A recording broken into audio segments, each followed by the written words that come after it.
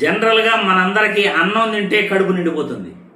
కానీ చంద్రబాబు నాయుడికి తెలుగుదేశం పార్టీ నాయకులకు మాత్రం అబద్ధాలు చెప్తే కడుపు నిండిపోతుంది. వాళ్ళకి ఏ ఒక్కటి కూడా వాళ్ళు నిజం చెప్పకూడదు అని ఒట్టేసుకున్నారట.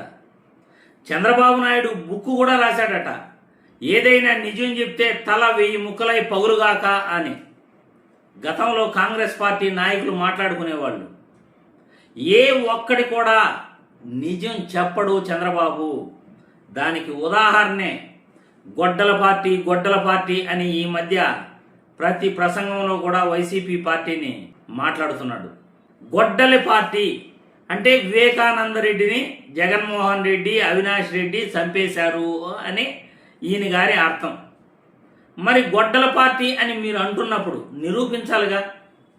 ఈ రాష్ట్రంలో న్యాయస్థానాలు ఉన్నాయి, ఈ రాష్ట్రంలో పోలీసు వ్యవస్థ ఉంది, కానీ మీరు అధికారంలో ఉన్నారు, కానీ నిరూపించగలిగారా? అటు కేంద్రంలోనూ ఇటు రాష్ట్రంలోనూ అధికారంలో ఉన్నది మీరు. వివేకానంద రెడ్డి హత్య జరిగి దాదాపు 7 ఏళ్లు పూర్తిగా వస్తూ ఉంది. అయినా ఎందుకు మీరు నిరూపించలేకపోతున్నారు? అంటే మీ దగ్గర ఆధారాలు లేవు.